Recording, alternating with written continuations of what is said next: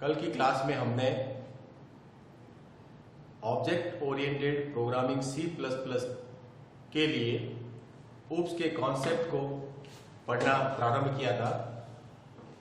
Object oriented concept के अंदर सबसे पहले हमने कल क्लास और ऑब्जेक्ट को डिस्कस किया था। उसी प्रीवियस क्लास के क्लास और ऑब्जेक्ट वाले पॉइंट को हम डिस्कस कर रहे हैं। उस प्रोग्रामिंग के अंदर प्रोग्राम में प्रयोग होने वाले सभी वेरिएबल्स और functions as per needed, program की जो रिक्वायरमेंट है उस रिक्वायरमेंट के अंदर जो भी वेरिएबल और जो भी फंक्शंस हमें आवश्यक है वो सारे फंक्शन हम एक सिंगल यूनिट के अंदर डिक्लेयर करते हैं, एक सिंगल इकाई के अंदर डिक्लेयर करते हैं। It means the wrapping up of data and function in a single unit. The unit is called class. ये कल हमने डिस्कस किया था कि एक क्लास एक सिंगल इकाई है। उस सिंगल इकाई में हम प्रोग्राम की आवश्यकता के अनुसार वेरिएबल्स यानी डेटा और फंक्शंस यानी प्रोसीजर्स को हम डिफाइन करते हैं। ये वेरिएबल्स और फंक्शन जो है वो क्लास के मेंबर्स कहलाते हैं, क्लास मेंबर्स। स्टूडेंट्स, यहां पर हमें एक नया और कॉन्सेप्ट मिलता है। उस कॉन्सेप्ट को हम डिस्कस करेंगे कि the wrapping up the data and function in a single unit is called encapsulation। तो ऑब्जेक्ट ओरिएंटेड प्रोग्रामिंग का हमारा अगला जो कॉन्सेप्ट है, फर्स्ट कॉन्सेप्ट क्लास, क्लास के बाद ऑब्जेक्ट्स और ऑब्जेक्ट के बाद अगला जो कॉन्सेप्ट है वो हमारा है encapsulation.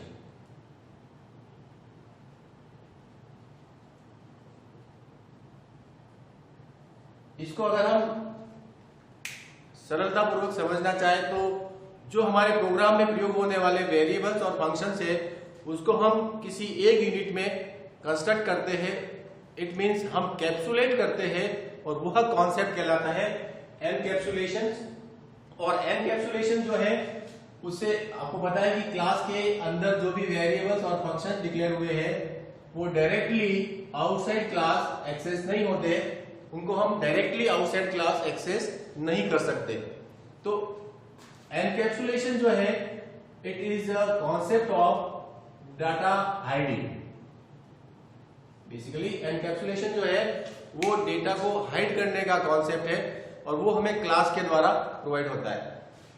Encapsulation it is a striking features of OOPS and in this mechanism we can access the member of the class through the objects, member of the class through the objects, the mechanism that access data by the functions and functions are accessed by the object. This mechanism is refers to it's provided by encapsulations. Encapsulations basically आपके programme को secure करने के लिए it means it provides the data hiding.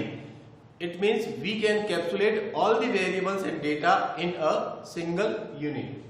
इस तरीके से अगला एक और हमारा कॉन्सेप्ट है, ये थर्ड नंबर का कॉन्सेप्ट था। फोर्थ नंबर पे हमारा कॉन्सेप्ट है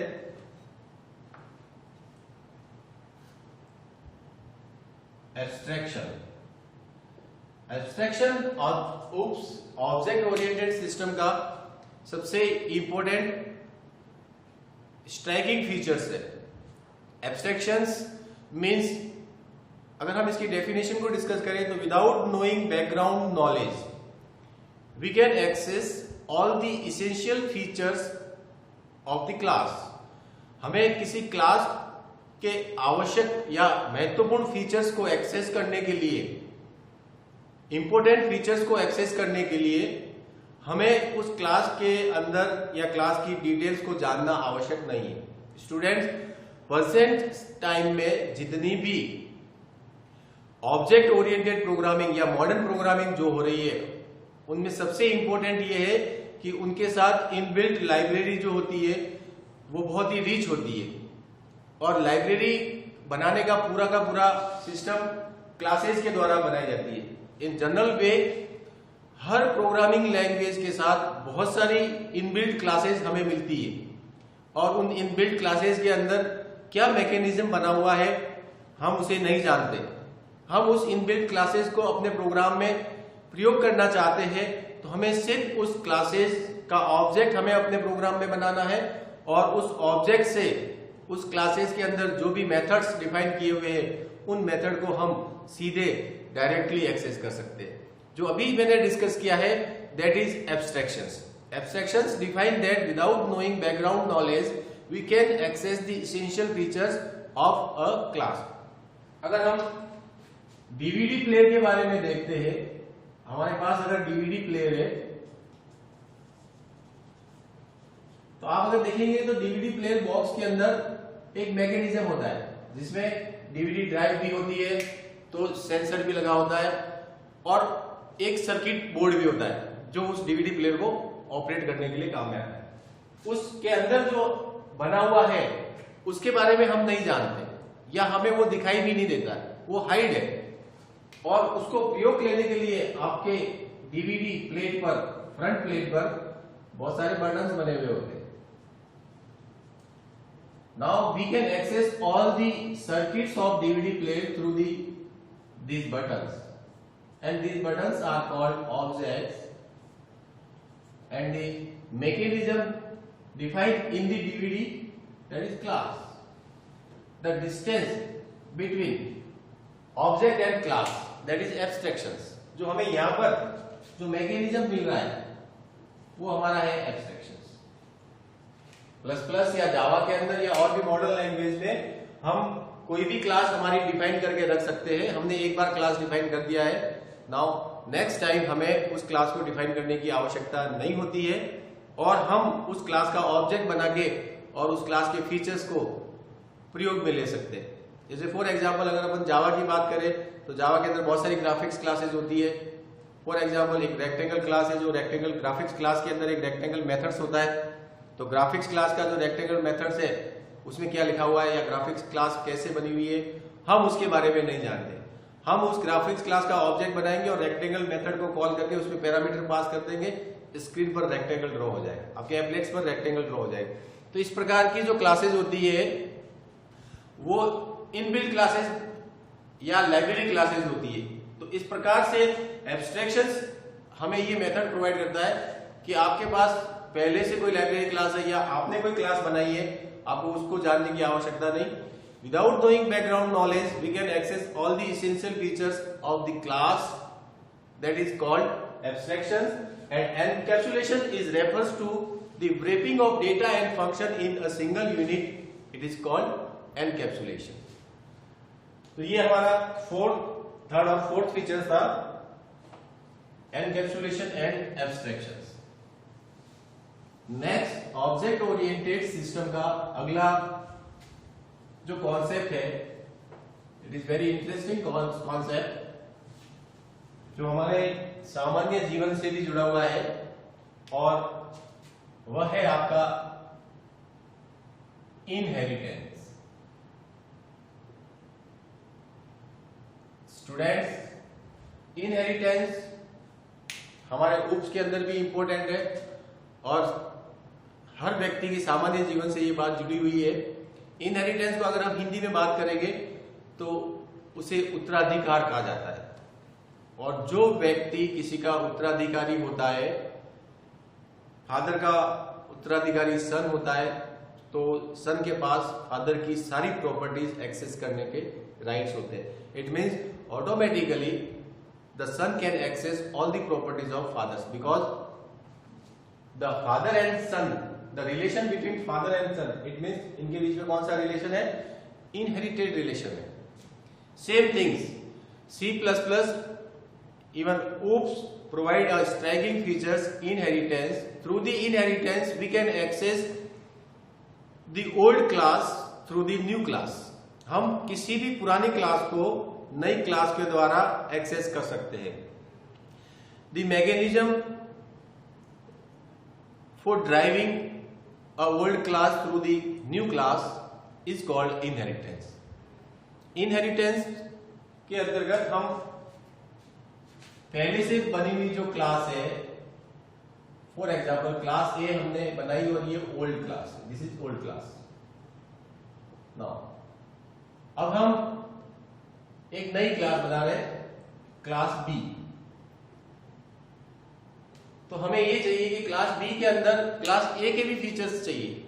इट मींस क्लास ए में जो हमने वेरिएबल्स, एक क्लास की प्रॉपर्टीज क्या होगी, उस क्लास के वेरिएबल और फंक्शंस उसकी प्रॉपर्टी है। तो हमें क्लास ए की प्रॉपर्टी बी में भी चाहिए और बी में कुछ हमें एडिशनल प्रॉपर्टी को भी डिफाइन करना है। तो हम उस क्लास ए के अंदर डिक्लेयर प्रॉपर्टी को बी के अंदर वापस डिक्लेयर करने की बजाय हम क्लास ए को क्लास बी से इनहेरिट कर देते हैं, क्लास ए को क्लास बी से जोड़ देते हैं। क्लास बी जो है वो न्यू क्लास होगी और क्लास ए जो है हमारी ओल्ड क्लास है। The new class access all the property of class A. New class के द्वारा या न्यू क्लास के ऑब्जेक्ट के द्वारा, न्यू क्लास का जो ऑब्जेक्ट बनेगा वो ऑब्जेक्ट एक क्लास बी की प्रॉपर्टी भी एक्सेस करेगा और क्लास ए की प्रॉपर्टी भी एक्सेस करेगा। क्लास बी की क्यों करेगा, कि क्लास बी का तो वो ऑब्जेक्ट है ही है, लेकिन क्लास ए की प्रॉपर्टी क्यों एक्सेस करेगा, क्लास बी की प्रॉपर्टी वो इसलिए एक्सेस करेगा कि class B inherited from class ए। तो इस मैकेनिज्म के अंदर जो ओल्ड क्लास है उसे हम डिराइव्ड क्लास कहते हैं। कौन सी क्लास, डिराइव्ड, या उसे सुपर क्लास भी कहा जाता है। सॉरी, ओल्ड क्लास को हम बेस क्लास कहेंगे, base class and super class, और उसे हम पेरेंट क्लास भी कह सकते हैं। इसी प्रकार जो हमने नई क्लास बनाई है, न्यू क्लास, उसे हम डिराइव्ड क्लास कहेंगे। डिराइव्ड क्लास, या हम उसे सब क्लास भी कह सकते हैं और चाइल्ड क्लास भी कह सकते हैं। तो inheritance is an mechanism that can define the link between two different classes. One class is old class and one class is new class. The new class object can access all the features of old class, all the properties of old class. There are various type of inheritance mechanism we can use in our program. Inheritance को हम अलग अलग तरीके से different architecture से अपन define कर सकते हैं, वो उसकी स्ट्रक्चर के ऊपर डिपेंड करता है कि हम किस प्रकार का इनहेरिटेंस बना रहे हैं। अगर हम किन्हीं दो क्लासेस को आपस में इनहेरिट कर रहे हैं, इट मीन सिर्फ दो क्लासेस है, class A and class B. अगर हम class A and class B, दो से ज्यादा क्लासेस नहीं है उसके अंदर, सिर्फ दो ही क्लासेस है, और उन दो क्लासेस को आपस में अगर अपन इनहेरिट करते हैं, this type of inheritance is called single inheritance, जिसमें एक ही सुपर क्लास होगी और एक आपकी सब क्लास या डिराइव्ड क्लास हो जाएगी। यदि हम इनहेरिटेंस मैकेनिज्म को इस आर्किटेक्चर से कनेक्ट करते हैं जहां पे दो से अधिक क्लासेस एक सीक्वेंस में जुड़ी हुई है, multiple classes, more than two classes are connected in this sequence. यहां से आगे भी हो सकती है, यहां पर ये सुपर क्लास या बेस क्लास है, यहां पर ये डिराइव्ड क्लास भी है, और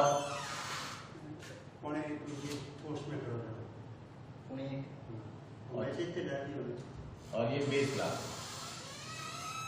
डिराइव्ड क्लास है, बेस क्लास, और ये आपकी pure derived class and base class, ये प्योरली आपकी डिराइव्ड क्लास है। वह क्लास जो सी के लिए बेस है और ए के लिए डिराइव है, उस क्लास को इंटरमीडिएट क्लास कहा जाता है।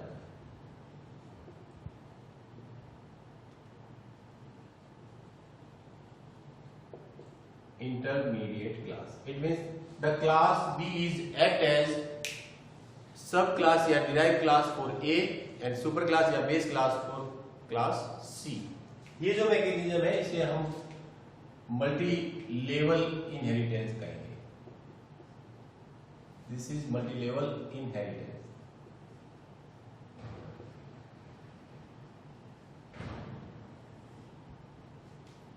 तो ये दो इनहेरिटेंस की टाइप है. इसी के अंदर और भी मैकेनिज्म है.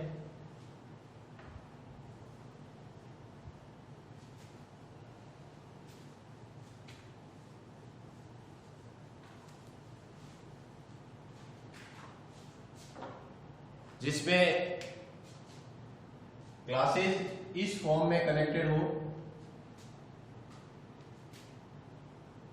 एक से अधिक बेस क्लास हो.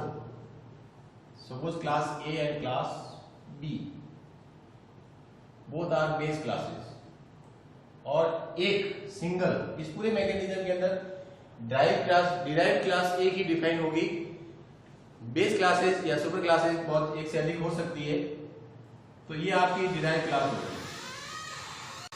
ऐसा मैकेनिज्म जिसमें मल्टीपल बेस क्लासेस या सुपर क्लास होती है और ड्राइव क्लास सिर्फ सिंगल होती है. जैसे यहाँ पर class A and class B. इस प्रकार से आपके पास बेस क्लासेस या सुपर क्लासेस और भी हो सकती है, लेकिन बेस क्लास आपकी एक ही होगी. अगर हम इस प्रकार का आर्किटेक्चर बना के और इनहेरिटेंस डिफाइन करेंगे तो ये मल्टीपल इनहेरिटेंस करेगा. मल्टीपल इनहेरिटेंस बेसिकली हम जब का प्रयोग में लेंगे तब हमें दो ओल्ड क्लासेस, दो या दो से अधिक ओल्ड क्लासेस के फीचर्स को हमें किसी एक ही क्लास में लेना हो. जैसे हम यहाँ पे आपके पास ए और बी ये दोनों ओल्ड क्लासेस, और क्लास सी जो है वो आपकी न्यू क्लास है. तो सी के अंदर क्लास ए और बी दोनों के ही फीचर्स कंबाइंड हो रहे हैं. If we want to combine the features of class A and class B in class C, that we define the inheritance type is multiple inheritance. इस तरीके से अगर अपन स्ट्रक्चर तरीके से देखें तो जो आपके पास ट्री की स्ट्रक्चर का अगर कोई इनहेरिटेंस है, सपोज हमारा इनहेरिटेंस इस प्रकार से जुड़ा हुआ है. ए से जुड़ा हुआ है बी से सी, ट्री की संरचना में एक रूट, उसके बाद नीचे के नीचे. अगर अपन इस तरीके का इनहेरिटेंस डिफाइन कर रहे हैं अपने प्रोग्राम के अंदर, इस प्रकार का आर्किटेक्चर हम काम में लेंगे तो ये हायरार्चिकल इनहेरिटेंस कहलाएगा. और अगर हम जो हमने अभी स्ट्रक्चर पढ़ी है इनहेरिटेंस की, वो मल्टीपल स्ट्रक्चर को किसी सिंगल स्ट्रक्चर में काम में ले रहे हैं. इट मींस हम कोई भी इनहेरिटेंस की दो टाइप मिक्स करके और फिर प्रोग्राम को डेवलप कर रहे हैं. तो इस प्रकार का जो इनहेरिटेंस जनरेट हो रहा है उस इनहेरिटेंस को हाइब्रिड इनहेरिटेंस कहा जाता है. इसका अपन एग्जांपल देखते हैं. स्ट्रक्चर आपकी ये होनी चाहिए, suppose class A, class B and class C, ये तीनों ही क्लास इसी सीरीज के अंदर इसी संरचना के तहत एक दूसरे से जुड़ी हुई है. तो हमारे सामने जो स्ट्रक्चर दिखाई दे रही है वो मल्टी लेवल इनहेरिटेंस की है. इसके साथ अगर अपन मर्ज करते हैं, suppose class D, now it is combination of multi level and multiple, so that it is called hybrid inheritance. यहां पर ये मल्टी लेवल का भी एग्जांपल है और मल्टीपल का भी एग्जांपल है. कई बार हमें आवश्यकता होती है इसमें बहुत सारे आर्किटेक्चर का प्रयोग करेंगे. आपको जो ये राउंड शेप में ये आपका मल्टीपल हो गया और ये आपका मल्टी लेवल हो गया. देखो हम इसको क्लास के एग्जांपल से डिफाइन करेंगे.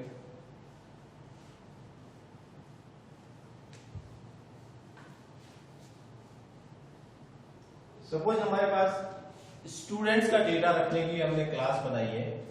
Now first class is students.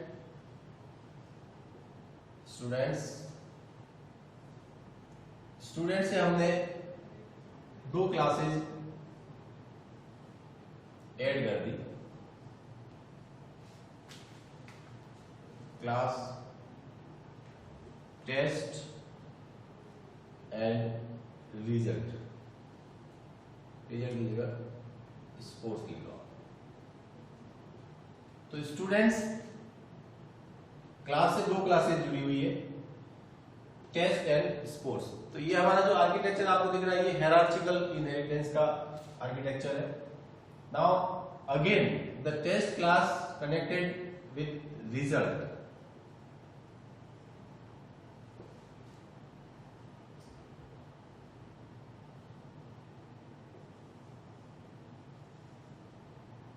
and the sports class also connected with results. That this time this diagram is represent hierarchical inheritance, multi level inheritance and multiple inheritance. Now student test and result ये आपका multi level है, student sports and result ये भी multi level है, student test sports ये आपका hierarchical हो गया, and test sports and result ये आपका मल्टीपल हो गया। इस प्रकार से हम जब भी अपन आगे नेक्स्ट पढ़ेंगे, प्रोग्राम बनाएंगे, तब इनहेरिटेंस को हम प्रैक्टिकली प्रयोग में लेंगे।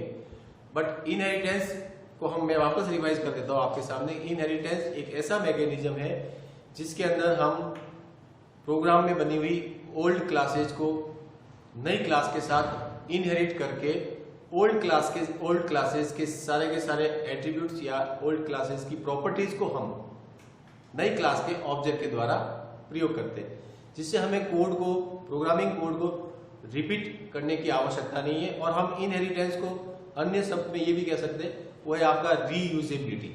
इट मीन्स पहले से बने हुए कोड को पुनः हम प्रयोग कर सकते हैं, उसको कहते हैं रीयूजेबिलिटी।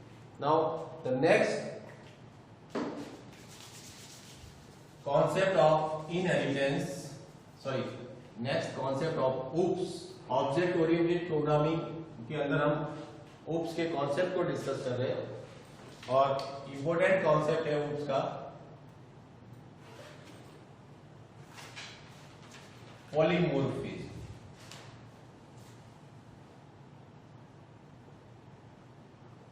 पॉलीमोर्फिज्म जो है ऑब्जेक्ट ओरिएंटेड सिस्टम में एक महत्वपूर्ण इंपॉर्टेंट कॉन्सेप्ट में आता है, और वैरायटी ऑफ पॉलीमोर्फिज्म हम प्रोग्राम में प्रयोग करते हैं। अगर हम इसकी बेसिक डेफिनेशन के बारे में बात करें तो पॉलीमोर्फिज्म को हम डिफाइन कर सकते हैं कि एक ही task, multiple form of single task. It means task आपकी एक ही है और उसके मल्टीपल फॉर्म्स। पॉलीमोर्फिज्म को अगर हम हिंदी के अंदर हिंदी मीनिंग समझेंगे तो उसे बहुरूपेण कहा जाता है। एक ही चीज के मल्टीपल फॉर्म्स में उसका उपयोग करना वो कहलाता है पॉलीमोर्फिज्म। जैसे सपोज हमारे पास एक फंक्शन है शेप, हमने प्रोग्राम के अंदर एक फंक्शन बना रखा है shape. We can calculate area of circle shape through the shape. We can calculate area of rectangle through the shape, and we can calculate area of triangle with the shape. Now shape is a single item and we can use its multiple form. एक ही इकाई के multiple forms अलग अलग रूप में प्रयोग करना। Polymorphism को हम क्लासिफाइड कर सकते हैं। There are two types of polymorphism. First is compile time and the second is run time polymorphism. अगर हम कंपाइल टाइम को डिस्कस करते हैं तो कंपाइल टाइम पॉलीमोर्फिज्म के अंतर्गत हम जो टेक्निकल कॉन्सेप्ट प्रोग्राम में प्रयोग में लेंगे वो है फंक्शन ओवरलोडिंग और सेकेंड है आपका ऑपरेटर ओवरलोडिंग। थोड़ा सा हम इसको डिस्कस करते हुए आगे बढ़ेंगे, क्योंकि ये सारे कॉन्सेप्ट अपन इम्प्लीमेंट करेंगे आगे जाकर।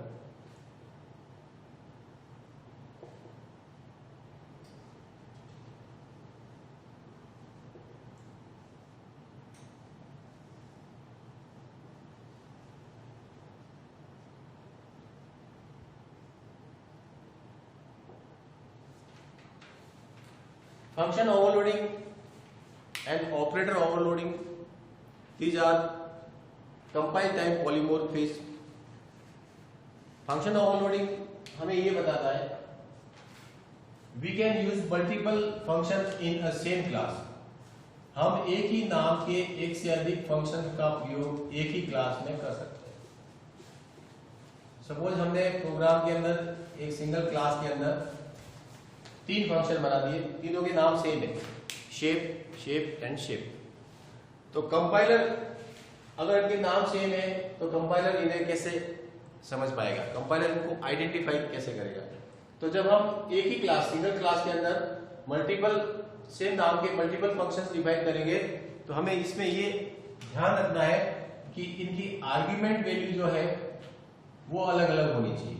आर्ग्यूमेंट वैल्यू अलग होने का मतलब it means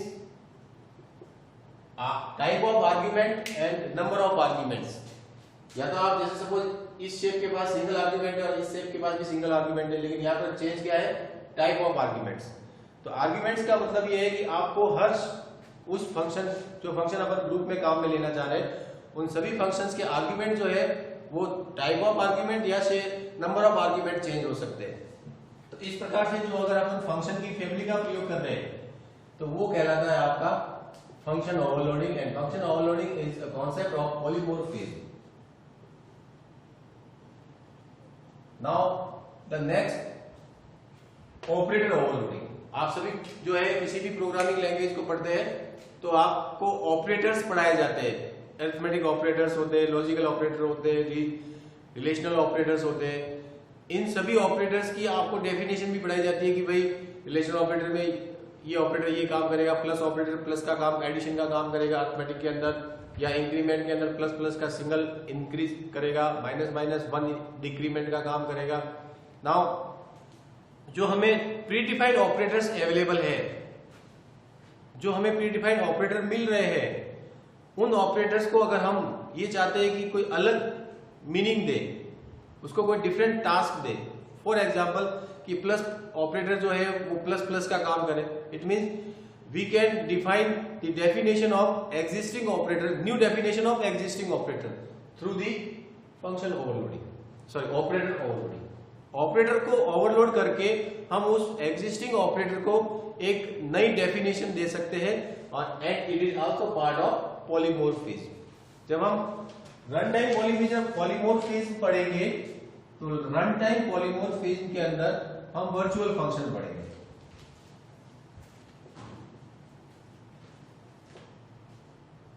वर्चुअल फंक्शन भी जो है आपके पॉलीमॉर्फिज्म का पार्ट होता है, और जब अपन पॉलीमॉर्फिज्म का चैप्टर पढ़ेंगे तब virtual function, operator overloading, function overloading, इनको अपन डिटेल में पढ़ेंगे। ये सारा का सारा कॉन्सेप्ट है और इन्हें हमें प्रोग्राम में इंप्लीमेंट करना है। आपको बता देता हूं वापस, पॉलीमॉर्फिज्म का बेसिक मीनिंग ये होता है कि सिंगल थिंग्स मल्टीपल फॉर्म्स, एक ही चीज के अनेक रूप हो सकते हैं, उसको हम पॉलीमॉर्फिज्म कहते हैं। ऑब्जेक्ट ओरिएंटेड कॉन्सेप्ट के अंदर लास्ट जो कॉन्सेप्ट है हमारा,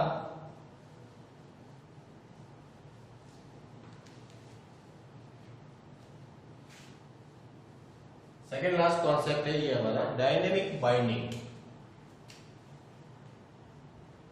डायनामिक बाइंडिंग।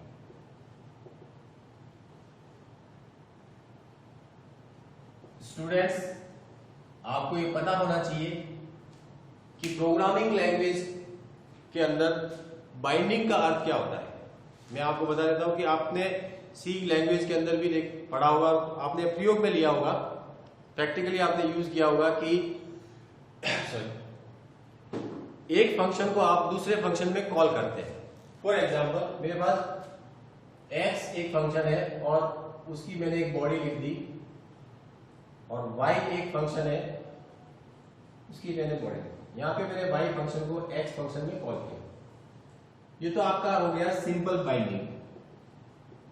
इट मींस हमने बाइंड कर दिया है y फंक्शन में लिखा हुआ जो कोड है उस कोड को हमने बाइंड किया किसके साथ, फंक्शन x के साथ। ये आप सी लैंग्वेज में भी करते आ रहे हैं। This is called binding, the linking code between one function to another function, that is called binding.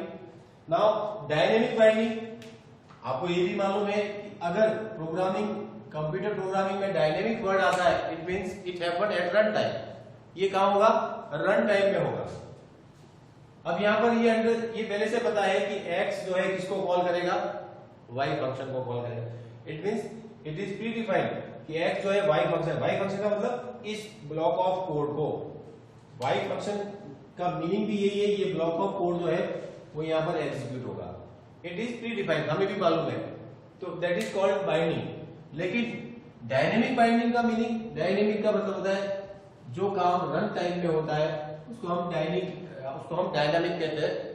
और बाइंडिंग यानी लिंक करना, यानी रन टाइम में लिंक करना। फॉर एग्जांपल हमारे पास एक फंक्शन है शेप,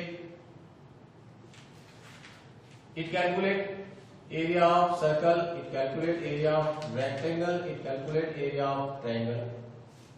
अब शेप फंक्शन जो है उसके साथ ये फंक्शन भी क्या है, लिंक है, बाइंड है। बट डिजाइन टाइम में ये पता नहीं है कि कौन सा फंक्शन कब कॉल होगा। बाइंड ये रन टाइम के अंदर बेस्ड ऑन पैरामीटर, या जो हम मैकेनिज्म बनाएंगे प्रोग्राम के अंदर, या तो पैरामीटर का मैकेनिज्म होगा कि हम जिस प्रकार का पैरामीटर देंगे उसी प्रकार का फंक्शन कॉल होगा। कुछ ना कुछ मैकेनिज्म हम डिसाइड करेंगे, बट वो सारा का सारा पैरामीटर पास करना, पैरामीटर देना और फंक्शन का कॉल होना, वो बाइंडिंग रन टाइम में होगी।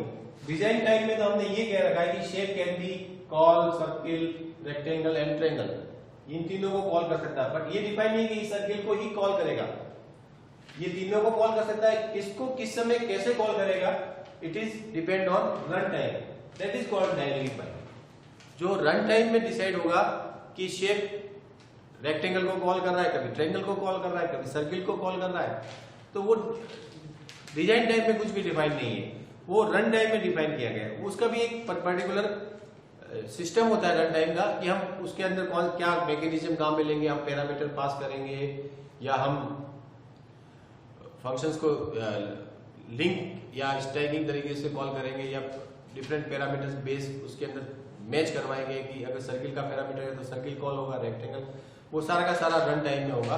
तो वो अपना डायनेमिक बाइंडिंग कहलाता है। ये कॉन्सेप्ट भी UPS के अंदर प्रयोग होता है।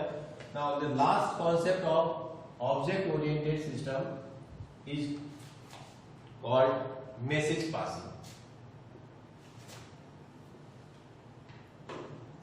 स्टूडेंट्स, एक फंक्शन से दूसरे फंक्शन के अंदर आपने पैरामीटर पास किए होंगे और बिटवीन फंक्शंस पैरामीटर पास करना आपने सी लैंग्वेज में भी ये प्रयोग किया होगा, जिसमें एक्चुअल पैरामीटर होते हैं, फॉर्मल पैरामीटर होते हैं, उन्हें हम call by value, call by reference से भी कॉल कर सकते हैं।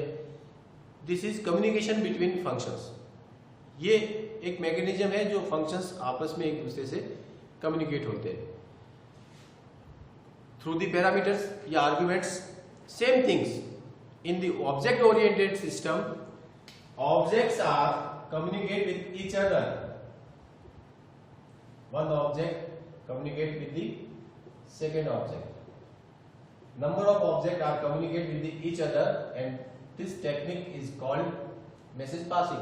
And message passing we can done through the passing parameter or arguments.